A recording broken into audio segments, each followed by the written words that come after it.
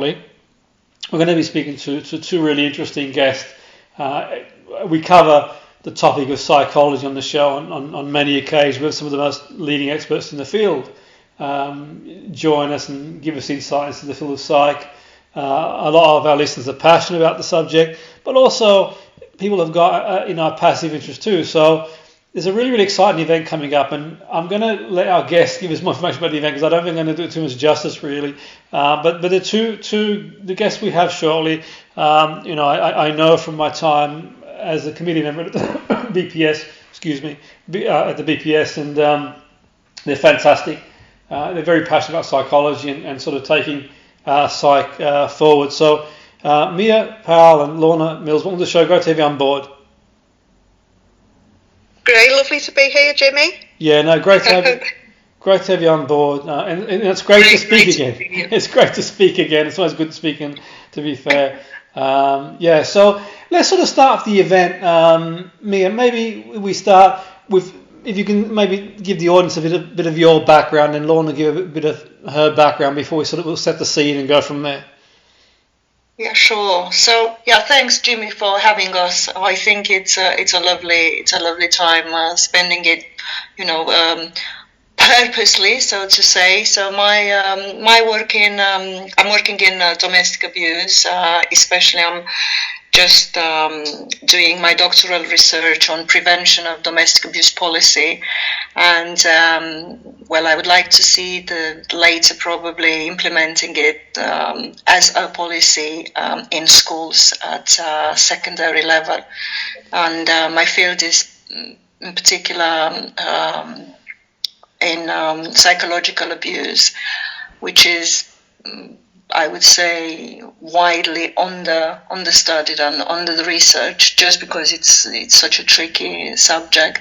So that's me.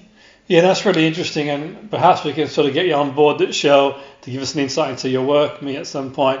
And yourself, Lorna, sort of bit about yourself, your background.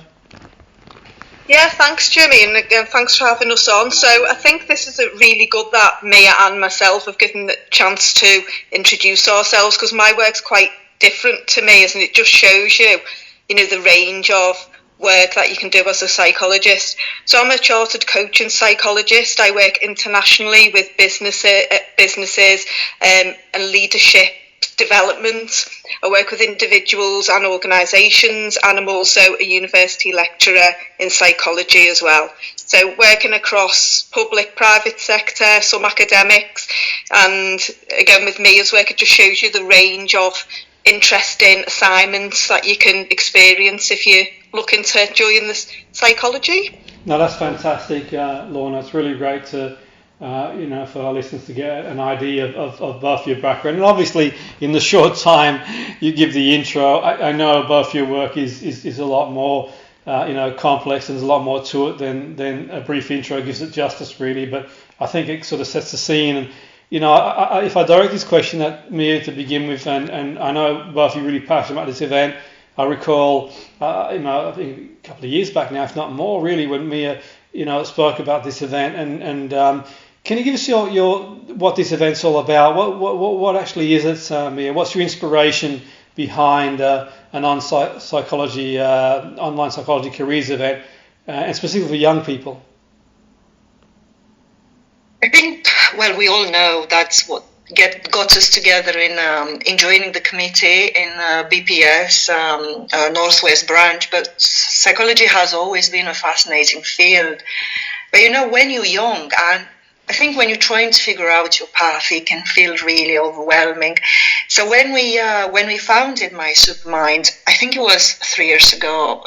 If Lorna can correct me, but I think it was the three of us. It was my colleague Lorna, it was our colleague Esmira, who's now since then qualified as a clinical psychologist, and myself. And I think the idea was to demystify psychology careers and show the young people the incredible variety of opportunities available for everyone.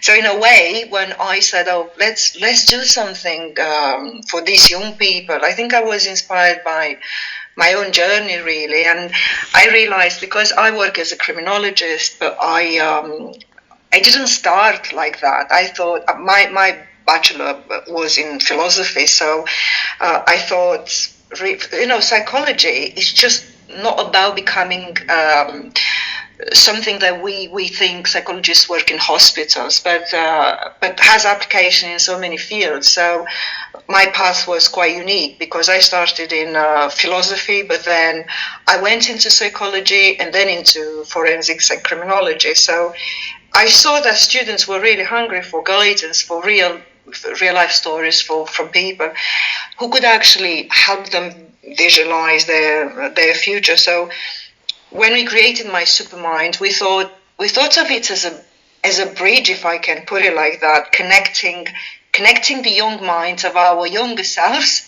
with experts, like sparking curiosity, and how can we empower the next generation to maybe to carve out their own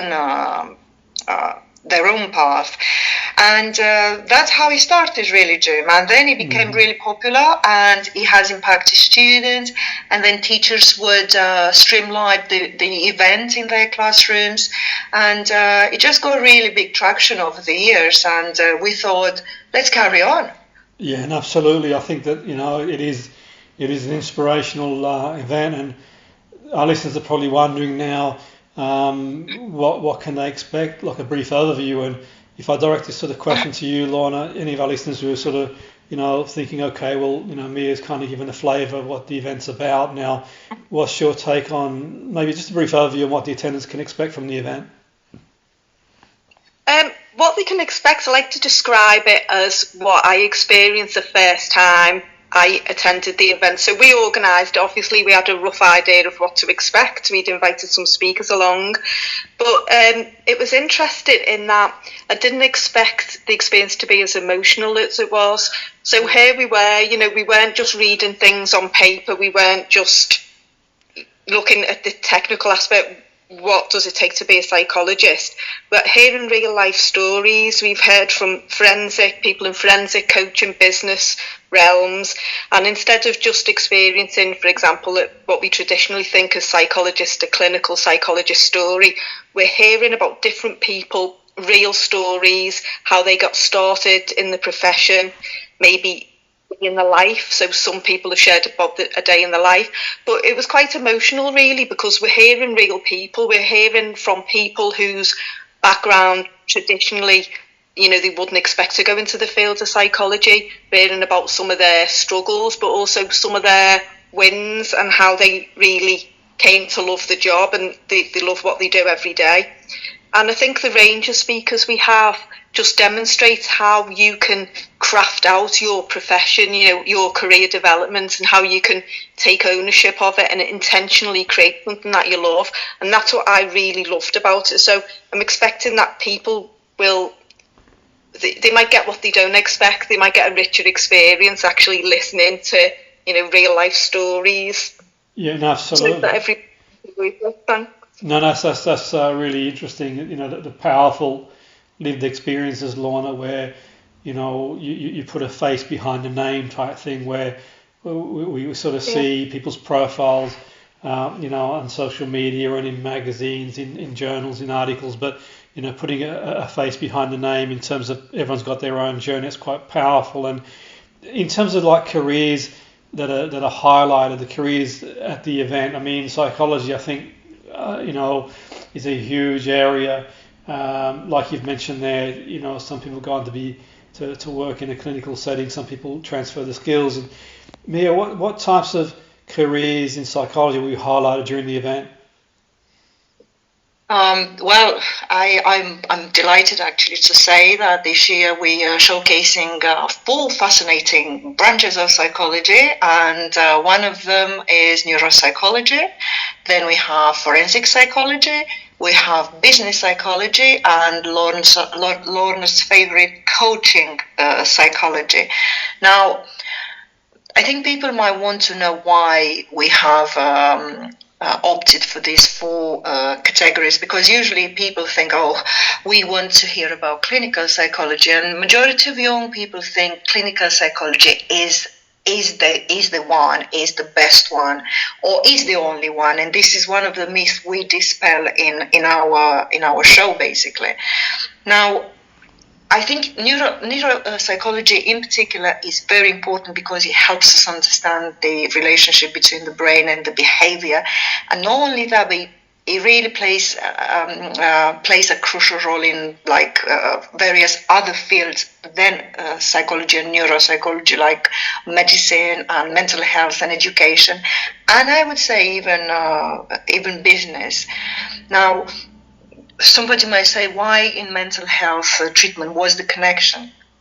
Now, I don't know whether people are aware, but some psychological conditions like depression and anxiety and even schizophrenia have neurological components, and it does having a knowledge about these things helps people to potentially, make an informed decision. And also it's crucial in understanding brain injuries and other cognitive disorders, and even how learning, I'd say, happens. Now, forensic psychology also, as we know, applies psychological principles to criminal investigations, legal system, and rehabilitation.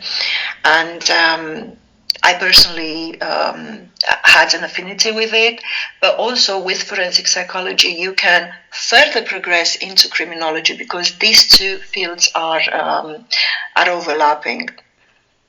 Now, coaching psychology is a beautiful part of psychology that is, helping individuals and organizations to grow using psychological principles to enhance performance and resilience. And I know you are using it a lot in your work, Jim, which is fascinating in your career. So I think these four areas are just a glimpse of the, how vast psychology is and how impactful it can be to have a foundation of psychological knowledge that you are able further on to expand and build on.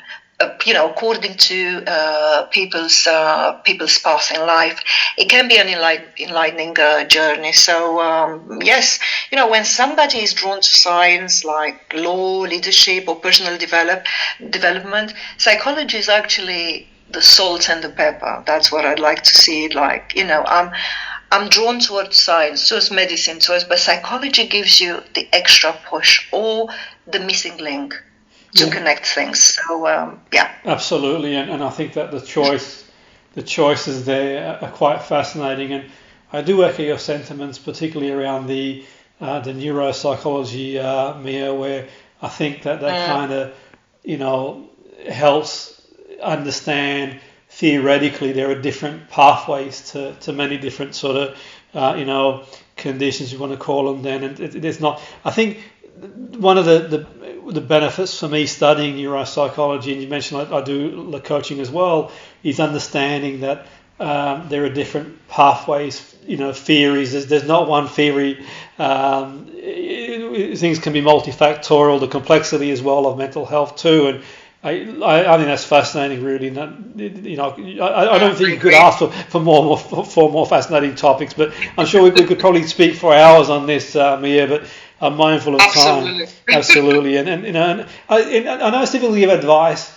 It's always difficult to give people advice because we're all on our own journey. But if there's any suggestions, Lorna, you give to young people interested in the career in psychology, what could you any sort of pearls of wisdom?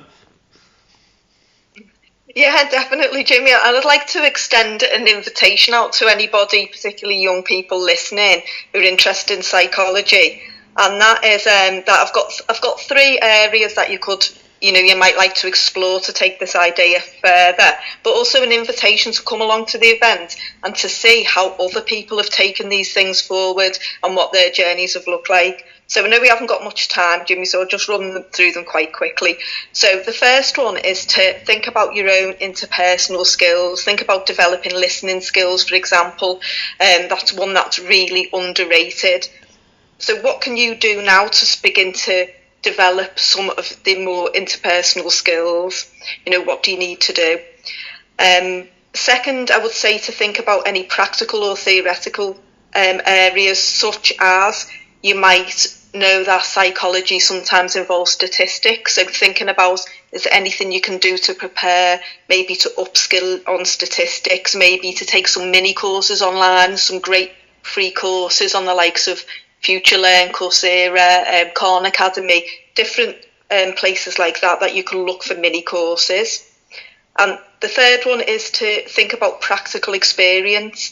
Now, it's notoriously hard to get practical experience in something, say, for example, clinical psychology, and people say to me, well, it's hard to get the experience I need for the courses, but I'd invite you to think in a bit more broadly about this. So, for example, could you get involved in helping behind the scenes at a charity, maybe a charity that supports young people's mental health? Maybe you've got the opportunity to volunteer on a helpline, developing those listening skills, but also getting practical experience as well. So it's about thinking more broadly. You know, what hobbies have you got that you can capitalise on? Are you perhaps involved in a sport where you could do some sport coaching and bring some psychology into that? How can you learn from the people around you and your mentors? So we'd invite people to think about that when they come along, to think about what are the speakers' stories.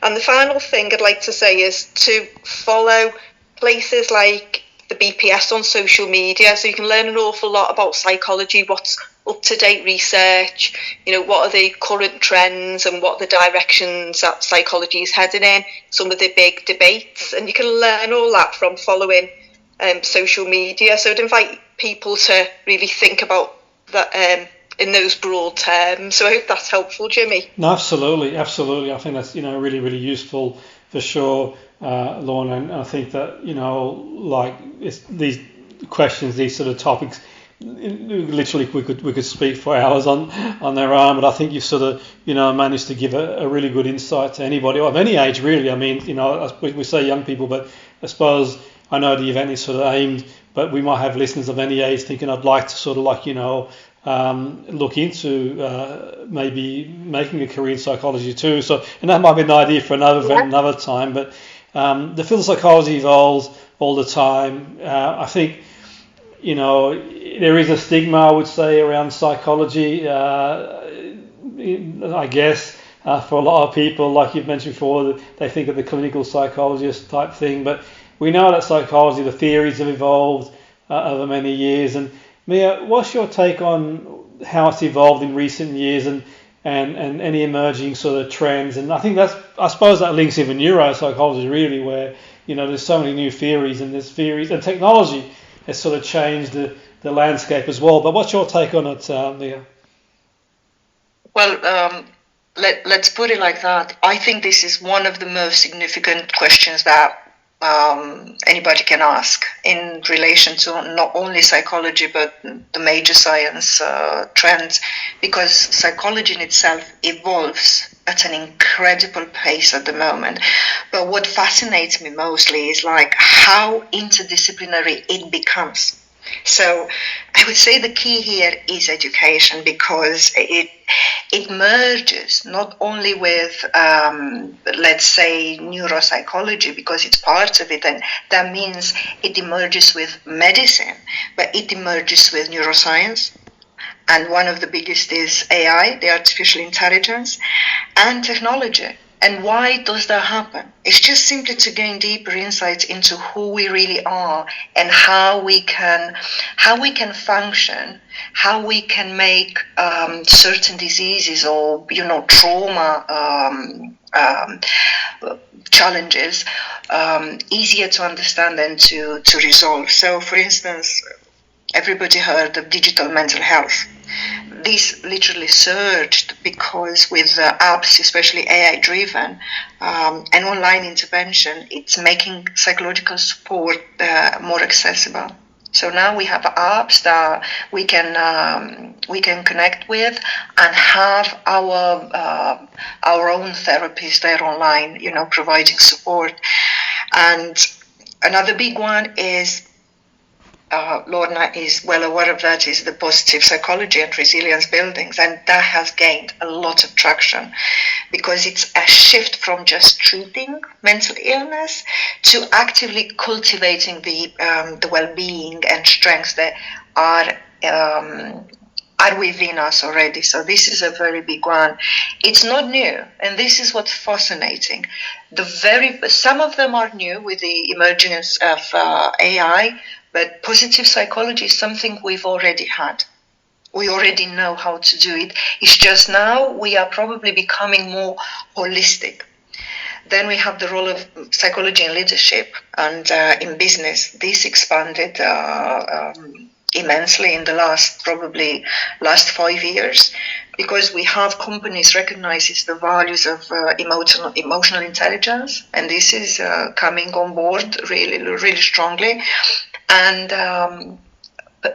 organizations recognize that their employees' mental health and emotional resilience is important to their productivity. So everything is like it's not depending only on a hospital clinical setting, the psychology, but it's coming into our homes, our schools, our organizations. And it's coming in more than one way. It's not coming through only a clinical degree. It's coming through football pitches. It's coming through schools, through libraries, through theaters. It's coming through everywhere, basically. So I think we are entering a world of opportunity for psychology that simply didn't exist a decade ago. Yeah, and absolutely. I think you've really put that well, to be fair, and it's quite fascinating. And in some respects, psychology is quite new from a formal perspective, but obviously psychology's been around since the very beginning of time. So no, it's really fascinating, and I think that the next chapter for me is definitely going to be one of the most fascinating with the technology as well, and also the capacity we've got now, like you've mentioned there, things like AI, and to really reach a lot of people where before we couldn't. And many people are really wondering now, they want to sign up for the event, learn more about the event. Lorna, where can people go? Where can our listeners go if they want to sign up to the event? And is there anything they need to prepare before attending?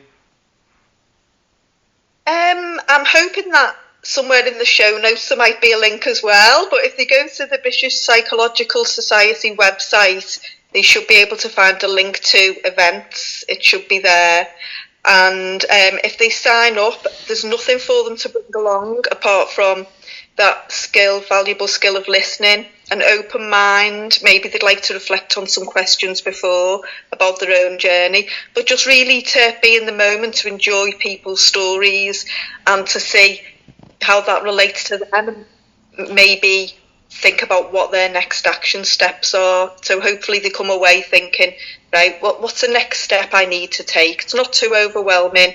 What have I learned from these people, and what do I need to do to move forward? And the beauty is, Lorna, it's accessible in the sense that you can tune in wherever you are. Is that, am I correct in sort of saying that, where to log into the event type thing? Is there anything? Or will that all be in the link for the BPS? Yeah, they need to register. Yeah, they do need to register to attend the link, and then that will all be sent to them. Fantastic. So it's a pretty easy to get access once you're registered. Fantastic. I'll certainly share that. It's been really great speaking to you, Lorna, Mia. Really. I'm sure that I was going to wish you the best for the event, but I know it's going to go well. Absolutely. It is a really great opportunity. I mean, absolutely. I think, and the amount of work that goes into, putting an event together like this, and the opportunity it is. And, speaking to you there, sort of reflecting, thinking where, I suppose I would have loved to have an opportunity, growing up, as a youngster, to be able to tune into an event as such. Really, it really is invaluable.